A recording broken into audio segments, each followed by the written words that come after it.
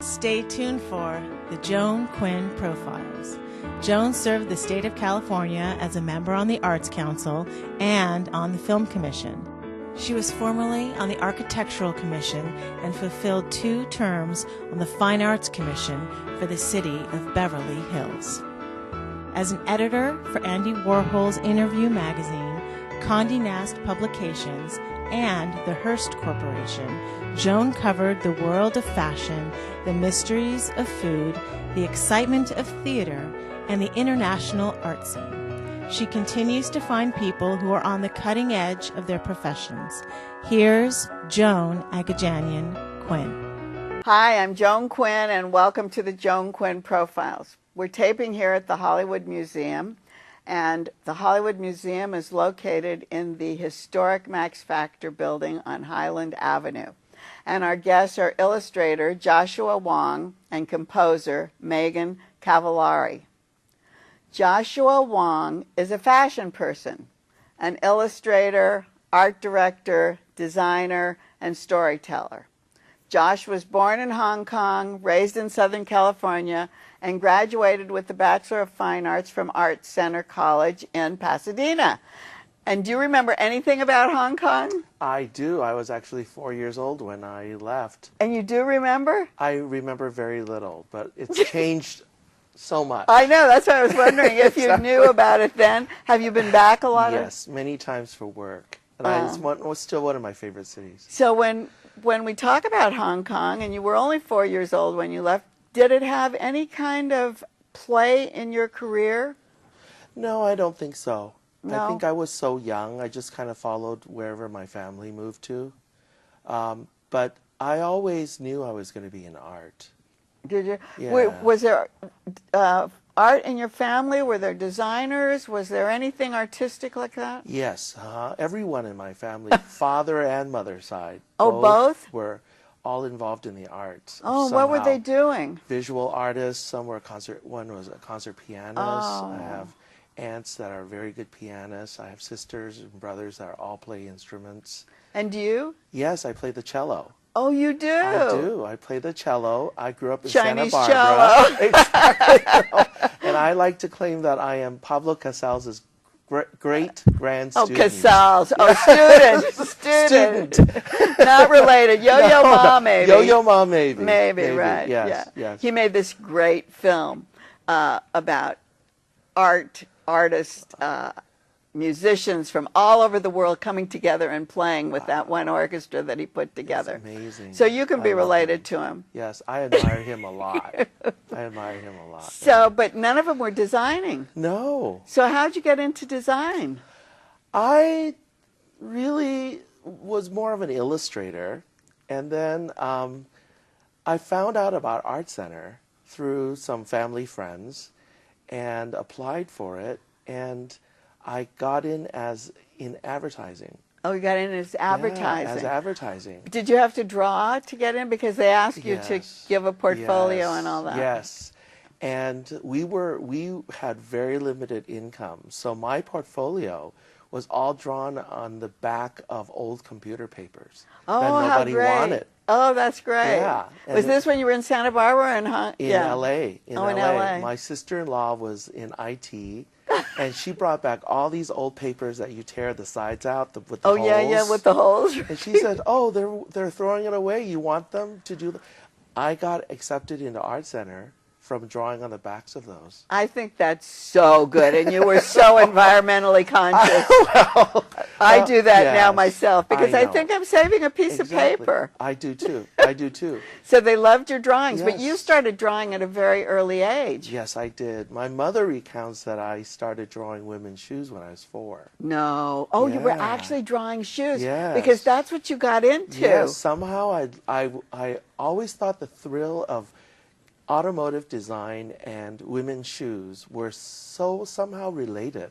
And automotive design is what Art Center. Art Center is really known for, right? Exactly.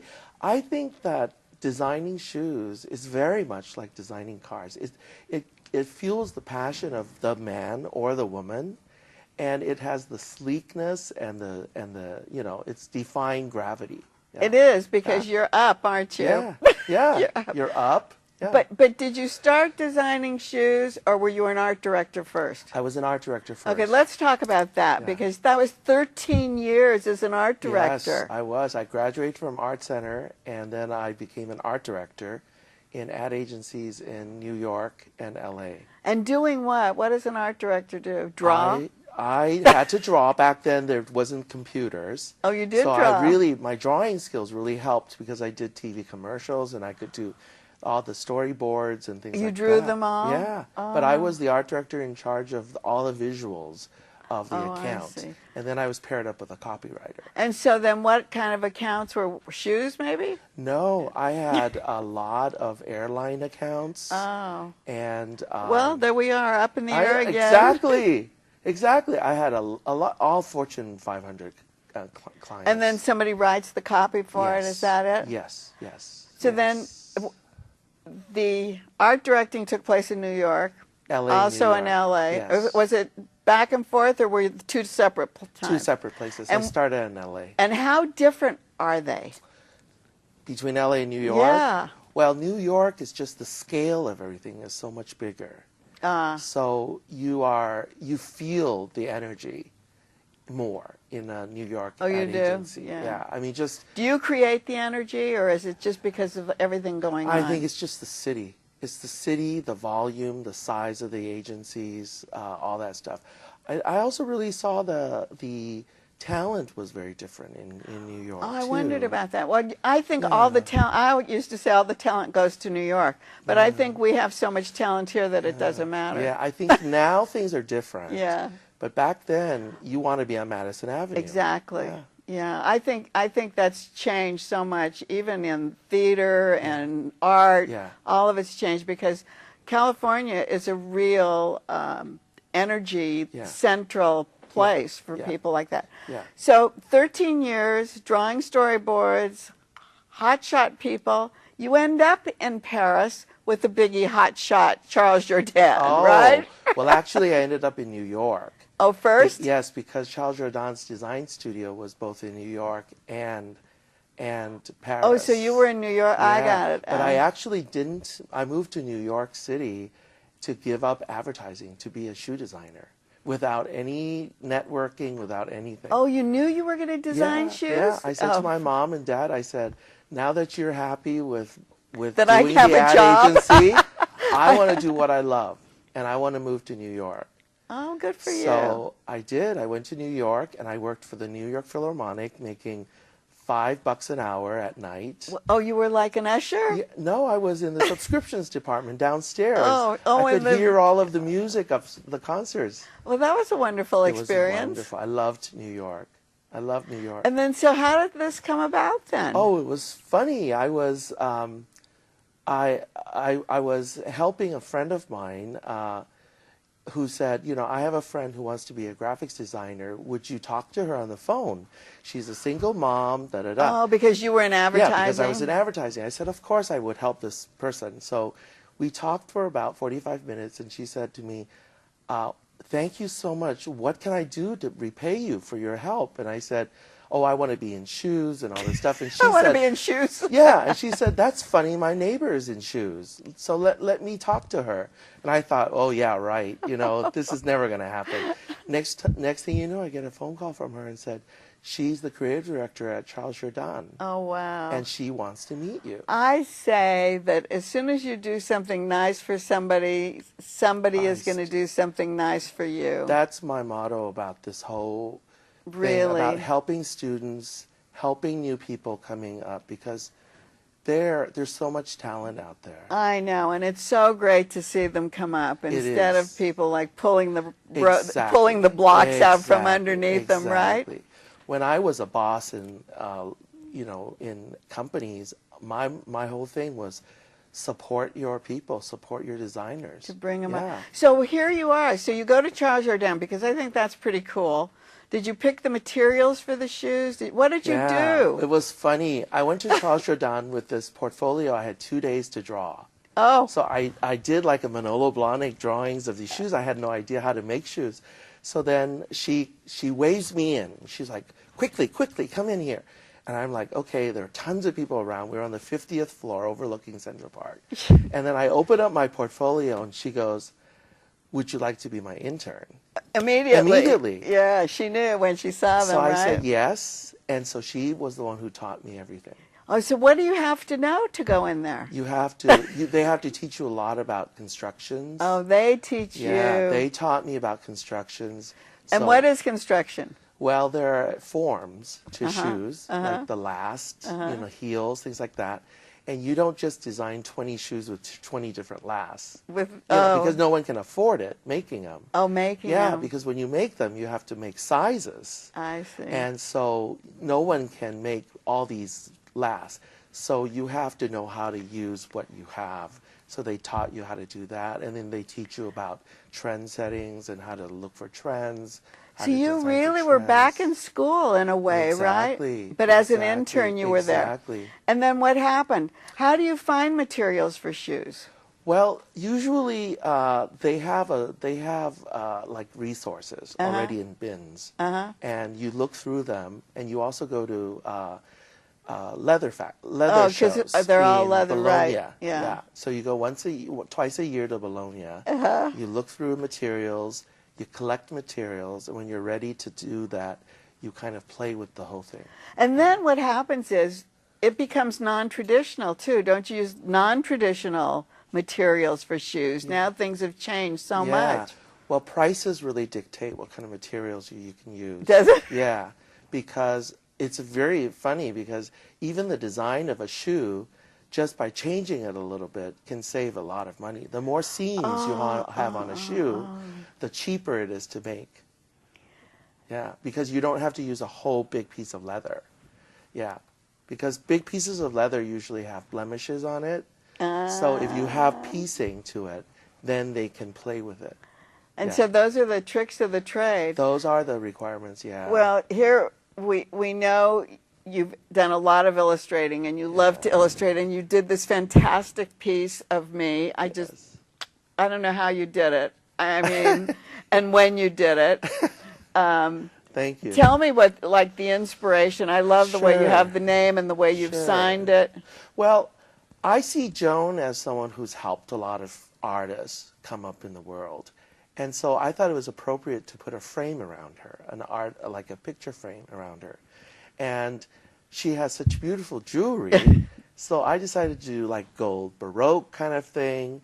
And then she has a tiara on, and she's like a goddess with her hands out. And then I researched and found a lot of pieces that you like to wear, pins and stuff. So I threw it in there, and because I'm in fashion, on top, I did the gilding with shoes and handbags. Shoes and handbags, I know. I think that's so great. And I love the way you signed it. Yes. When you do your illustrations, you sign them like that? No. I mean, I usually sign them, but my illustrations all have a little bit of me in everything.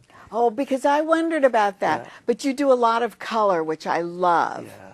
Yes. I was very inspired by the old fashion illustrators from the 70s and 80s.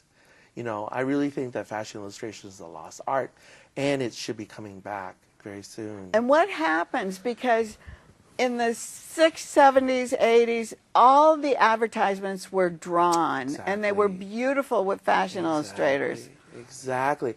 And then photography became something people prized very much. So that took away from the hand. Yeah, it took away from the hand. And then on top of that, later on, all the computers came in and really took away from the hand. We have shown, while we've been talking, some of the illustrations you've done, and I thank you so much for coming and talking to us today, Josh. Oh, it's my pleasure. Thank you, and don't go away. We'll be right back with composer Megan Cavallari.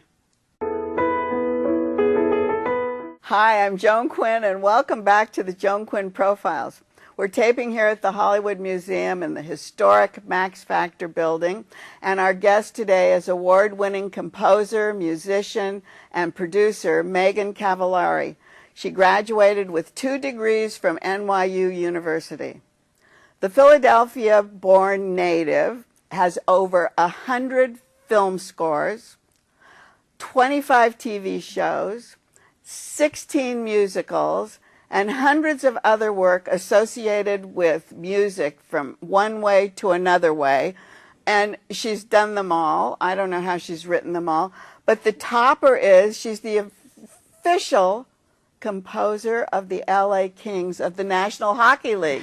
And so how did, we'll come back to the Hockey League, but how did music get started in your life? Well, my parents always loved music. They always played music. And in the second grade, in Miss Mangini's class, everybody went around the circle and said what they wanted to be when they grew up. And all the girls said mommies.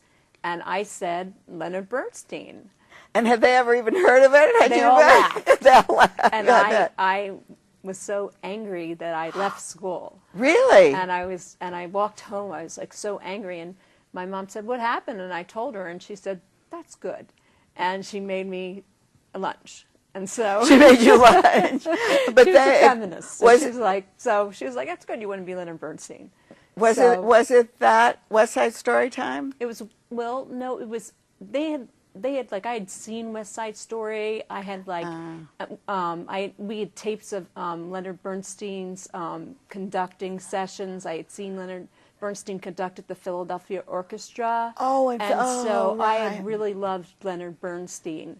And but your family wasn't musical? They just loved music. They just loved it, but they didn't play instruments, they didn't sing. My sister played the flute and my brother he still plays the drums. And you? And I play the piano and I'm a conductor. So were you all having these lessons as children? Always had lessons. I see. And they were both school teachers, so to keep out of trouble, they're like, let's get them playing sports, let's get them playing instruments, let's get them out of, no free time. No free time, right. Keep them busy. So you have this strong family group. Yes, you have like a rebel mother and you have an understanding father. Yes. Talk about that a little bit, because I think it plays into your background. It does. It surely does. My father's favorite saying was, "Take your good time with you." Take your good time with you. Make your good time too, right? Yeah, exactly. Or "That's great, Meg." He's a really positive person in my life. And my mother was just a strong union organizer, and she was always fighting for the underdog. So she was like really like a fighter sort of personality, and fought for justice, worked for Martin Luther King, and all kinds of things that she believed in. So, and you have this two diverse backgrounds. Yes. You have a Jewish and Catholic background you talk about, right? Yes, I do. My father, his family's from Italy. He was born here, but his whole family spoke Italian. But he did not like Catholicism because Pope Gregory made all the Jews walk on their knees in front of the Pope on their way to the camps. So he didn't like Catholicism. So we were raised Jewish with all the Jewish holidays. And then, but my mother was scared of being Jewish because she was blacklisted as a teenager. When she was an activist? Well, before that, her family were activists. They were union organizers. So they all lived in a house in Norwood, outside Philadelphia, and they were called up for McCarthy and things like that, and they were from Russian descent, Jewish Russian descent. So my mother was very scared to be Jewish because she thought that was a bad thing to be, because then, McCarthy. I love it. So so I had this dichotomy of my father loving Judaism. I know. He wasn't Jewish, and my mother scared of Judaism. I know. Because she, thought that if people knew we were Jewish, we would be in trouble. So with Cavallari. Right, and Cavallari, Megan Cavallari is a Jew, but I don't have the most Jewish name. So, I think it's a funny thing that went on in your family, right? Right, I'm an Italian Jew, but I'm, so, Because does it play into your background of composing in any way, do you think? I think, Is there I something? think I have the Italian spirit, the happy Italian spirit, and I think I have a Jewish ethic. I've been a member of Temple Emmanuel for over 20 years, and I think, I'm definitely consider myself a Jew, and my daughter's having her bat mitzvah in 2 years, and going to Milken next Oh, year. that's so great! Yeah, Yeah. So yeah. I just think it's wonderful the way it came together Yeah. and the way you embrace it, and being from the East Coast Yes. and working in the music, and you're so close to New York where there's so much work. Why did you come to Los Angeles? Well, I went to NYU first, Yes. and I got 2 degrees in composition for musical theater with minors in lyric writing. And I loved New York, and I started writing musicals, and I wrote my first musical at 15. And That accounts for 16 musicals. I mean, who could write 16 musicals, right? Well, and it was a very interesting period for me, because that's when I noticed when grown-ups, half the grown-ups wanted me to write the music, and half the grown-ups didn't want me to write the music. Oh. So the grown-ups who didn't want me to write the music were scared they would lose the theater, because that was the moneymaker, the spring musical. And the other half were like, yeah, let's go with Megan. So I figured out a lot at 15, that some people are not going to like your music. Oh, right. And some people are going to love your music. And the people who love your music are going to pay you money. So I figured This was all for high at 15, school? At Right. 15, I figured out that just find the people who love your music who are going to pay you. You've worked with Elfman and Eric Danny Robinson and Jerry Goldsmith yes. and Ed Shermer, a lot of Richard unbelievable- Kraft. Richard All Kraft these. is What my- did you is do with my these? agency? Yes. What did you do with these people? Well, most of them were great mentors to me. Oh, were they? Just incredible teachers. Taught me a lot of how to score films. Like Danny Elfman is such a big name, right? Yeah, he's the top. He's as generous and loving as can be. And the first film I ever worked on was actually Nightmare Before Christmas. Oh, yeah. I had a musical at the Mark Taper Forum at the time. What was And that? That was called Echo Park. And so I was working on that musical with Oscar Eustace. And he was working on Nightmare Before Christmas. Oscar Eustace came from back east, from the Public Theater, and Yes. came out here to No, the... he was. It was before. He was at the Mark Taper, and then he directed Angels in America, and then he directed Echo Park, and then he went back to the Public Theater. Oh, I see. I didn't Right. realize that. Yeah. Oh, that's interesting. So, and yeah. so you were working on 2 things at the same time. Right. So Major. and then I worked for Danny up until Dolores Claiborne, being his musical assistant, doing all kinds of things, singing for him, creating vocal parts, conducting, doing all kinds So of stuff. Claiborne was a movie? A movie, Dolores Claiborne. That was the last movie I worked with him. And then I went on to learn how to write from Jerry Goldsmith, who was an incredible composer. So I didn't go to film scoring school. I just learned by working with the masters and being scared. You really you had to have had some talent for these people to bring you in. Oh, yeah, you would be fired. I know, because they're really tough taskmasters, aren't they? Yeah. I mean, I was like scared every day when I went to work. I was like, gosh, I hope I'm not fired today. But here you are in a man's world. Yes. I mean, mostly. And I thought when you talked about some people like your work and some people don't, Yeah. it's because the men like it and the women don't, or the women like it and the men Well, don't want a woman there's in not that. even 1% of women composers. There's I only know. 6 of us. Why? There's about 6 of us Why? who write music Why? for movies. Why? I don't really know. I know it's a very intimate setting. Writing the music when you're with the director is a very sort of intimate relationship. I don't know why that is. I hope with more women directors coming on board that they'll lean in and they'll hire female directors. That has not been my experience. I've worked more with men directors. We're talking about directors or composers per se. Directors. And I usually work with I work with my friends from NYU because I had the synthesizer in the dormitory. And then I work with people who know my work and love my work, and then their friends who they introduced me to. Oh, that's how you were doing it from the film school? You were scoring their work? Right. And now they're out here, and I'm still scoring their work. So that's how I continued. And then I started scoring other work out here and got relationships, and then their friends would say, hey, you should use Megan.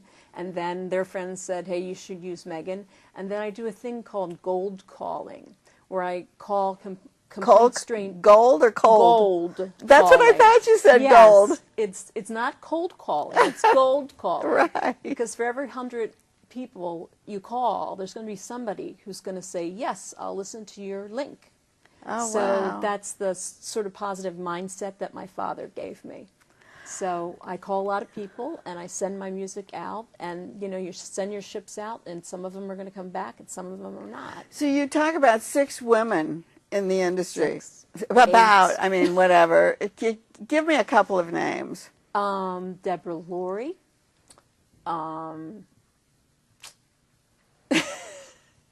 Julie Newman. So are you in competition with them, or No, do you all hang together? No, film scoring is such a time-intensive thing. It's post-production. It's when you're on it. It's 24/7. Are you all alone in there, or is there somebody it's a cave. with? Oh, It's a cave, and you're with your staff. I see. And I'm working on a film right now called Jacob Marley. Russ Francis is directing it, but it's me, and it's a musical. So is it an animated? It's animated musical, so I'm doing the songs first, and then later I'll go back in a year from now, and I'll do the orchestra. So I'll do the orchestrations, and I'll do the score, and I'll conduct the orchestra capital. Something like You that. did a project with Jonathan McHugh. Is he related to Jimmy McHugh? I don't believe so. Jonathan and I are still working on an opera. An opera, Yes, right. and it's called The Righteous One, and it's based on a woman named Irina Sendler, and she was a woman who saved 2,500 children from the Warsaw Ghetto. She was a woman who was 22 at the time, and she saved these children by when they were babies and young children. She got them out of the ghetto and got them into different places. That was what reminded me of your religion. Yes. Did that play a part? Does something from the background come into that scoring? I definitely feel the Jewish side of things, but I definitely feel the brave part of it. Like too. when I go up to conduct an orchestra, part of me is very scared, but the other part of me is like, look at me coming up to this orchestra of 100, and I usually, the guy is called who gets all the musicians is my contractor, and I always fill it with women. So here you are with all these women. You're an amazing composer, and you're with the men on the hockey team. And you even play hockey. I play ice hockey. I learned how to play ice hockey. I'm a Philly girl. I know you can take the girl out of the Philly, but you can't take the Philly out of the girl. And left wing, and I play ice hockey with men, and I weigh about 100 pounds less than all of them. I'm called Skeeter, which is mosquito. Why do they need a composer? What do you do? Well, I do all the interstitials before the Kings come on the ice. There's music that Is it pumps always them up. new? New stuff New all the stuff. time? I've been with the Kings 10 years, and I haven't been traded. And I also write for the Washington Capitals, but don't let them know. but so you just write music for when they come in, like halftime, like during during them, they have little interstitials, like the players are speaking and things like that. After they've scored, is there music? No, there's buzzers. Oh, there's buzzers. There's buzzers. You don't do do that. that. Or I Love L.A. by Randy Newman, who's also one of the best composers in the Fantastic. We have to leave, but I wanted you to talk really quickly about Talk Foundation, because I think that shows another side of your wonderful self. Oh, thank you. I run a foundation called the Talk Foundation. I've been doing it for over 10 years. And I have basically bring a computer and a microphone into hospitals. Right now I'm working with Kaiser Permanente, with Carlotta Mendez, and what I do is I have children who are in chemo and doing chemo In the terminal ward, right? And I get them to talk. Well, we're so glad you brought all these experiences to us today. Thank you very, very much, Megan. Thanks. And thanks for writing to JAQUINN1 at AOL.com. Bye.